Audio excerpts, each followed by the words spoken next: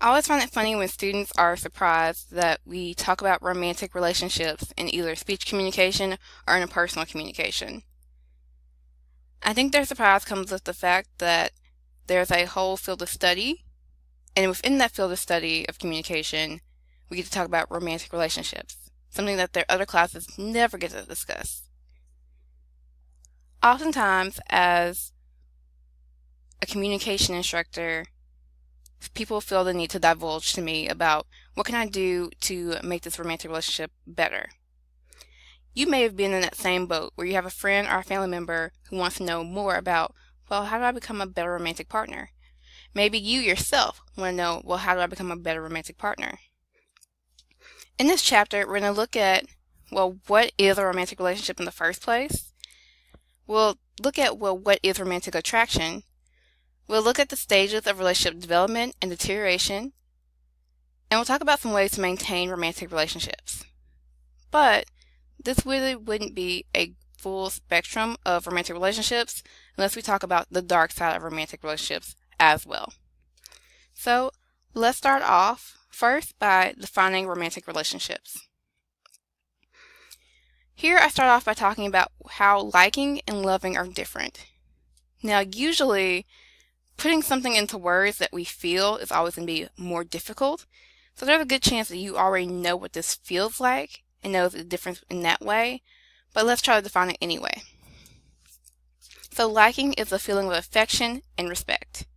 Sometimes this can just be what people sometimes call puppy love, or, I have a crush on this person.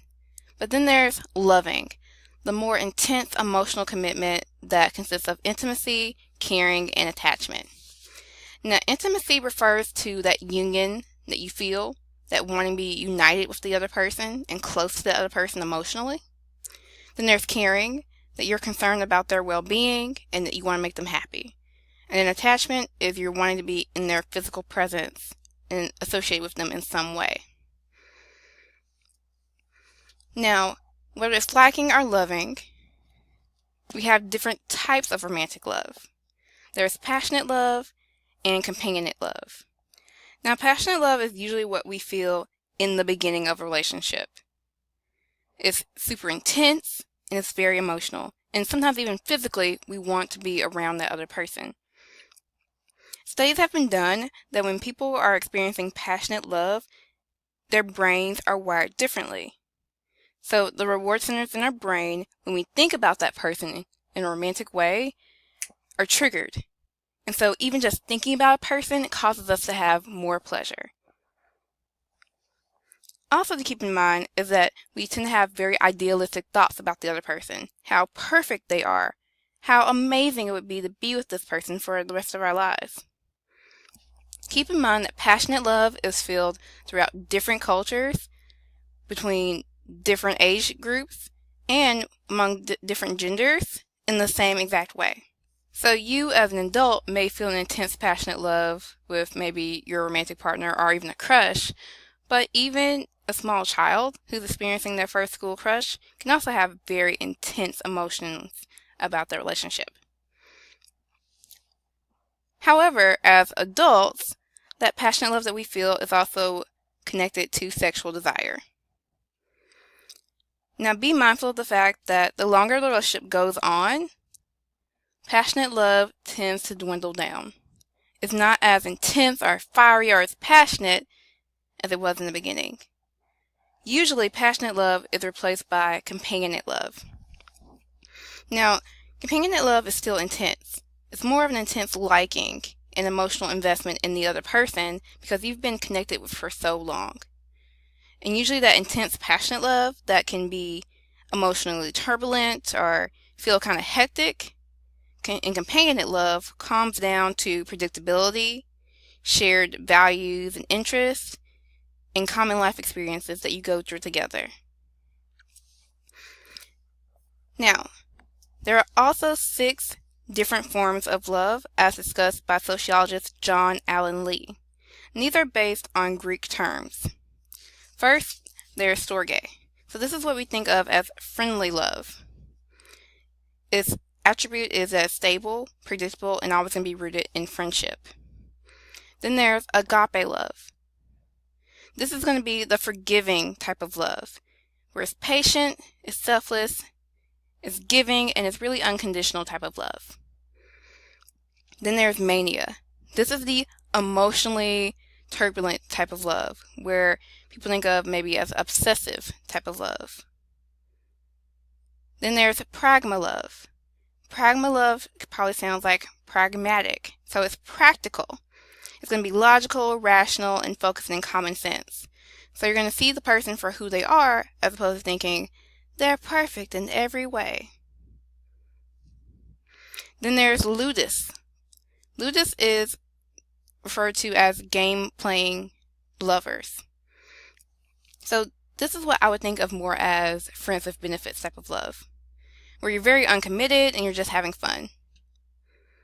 And then there's eros, the deep romantic love, where this is going to be those big romantic gestures, the idealism, being very sentimental, and feeling very committed to the other person.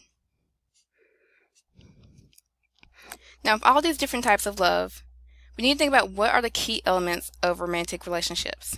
First, let's talk about perception.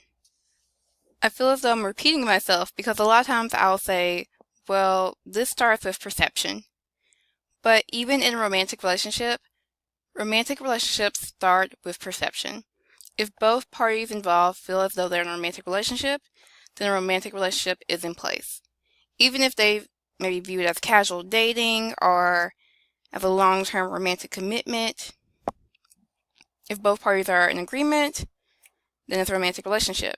If one party feels as though they're in a romantic relationship and the other one doesn't, then technically they are not in a romantic relationship.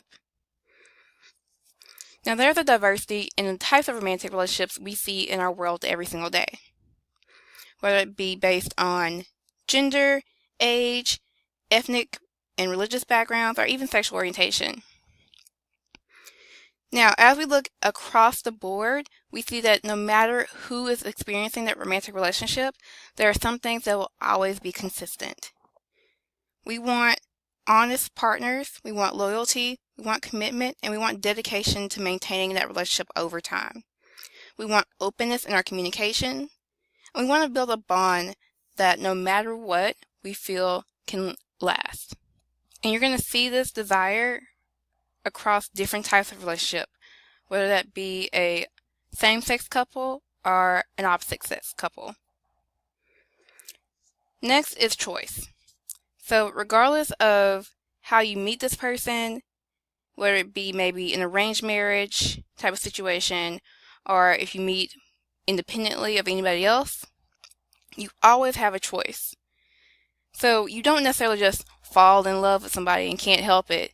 You can control how you feel and make a choice in how you respond to the other person. I have known plenty of people, myself being one, where they decided, I'm not going to fall in love with this person. And because of that, they were actually able to choose not to fall in love. That's debatable in different stories and different circumstances, but that's another time for a different video. Then there's commitment, that strong, emotional, and even sometimes physical and psychological attachment to the other person. That no matter what, we are actively going to try to make this relationship work and overall keep others out. Now, usually the stronger the commitment, the more satisfaction people have. Now, this is also experienced not so much in just couples involving two people, but also in romantic relationships such as polyamory that involve multiple partners. When there's a commitment and everyone knows how people are interacting with each other, people feel a greater satisfaction. Next is communication. No matter what, communication is always going to be a factor in our relationships. Traditionally, whether it's going to be over the phone, whether it's going to be online, whether it's going to be face-to-face, we want our partners to actively try to communicate with us in order to maintain our relationship. But with any relationship, it's always going to come some tension. The most common tensions that we know of is named relational dialectics theory. Now, relational dialectics theory was devised by Baxter and Montgomery. And they said that there's 3 common contrary tendencies or opposing values that every relationship is going to experience. The first is going to be openness versus protection. Now here, you as a person will feel a need to be open and connect with your partner by sharing your own personal details of your life. But you're also going to want your own privacy, some things that you feel like you need to protect. Now this will change and evolve as you have a longer and longer relationship, but still there are always going to be some things that you want to keep private and some things that you'll want to be more open about. This is even more so if one person feels more open than the other person. Then there's autonomy versus connection. Autonomy is that need to be your own person. And then there's connection, to be a part of a unit, to feel as though the other person is your other half. And then lastly, novelty versus predictability. We like things to be new and exciting and fun, but we also like things to make sense, and for us to be able to say over time, this person is most likely to do X, Y, Z. And we've noticed that the longer a relationship goes on, there's going to be more predictability. But too much predictability can make you feel like a rut. But too much novelty, too much newness in a relationship can make it feel too hectic. And as we see in relational dialectics theory, we have to balance out how we live this tendency, this opposing value of how much do we share versus how much we hold back. How much do we connect versus how much we want to be our own person. How much do we go for something new and exciting versus how much we crave something predictable. So you can now see why this tension exists in relationships and why it can be very hard to negotiate and navigate through those tensions. So that's going to be the end of part 1. Part 2 is coming up.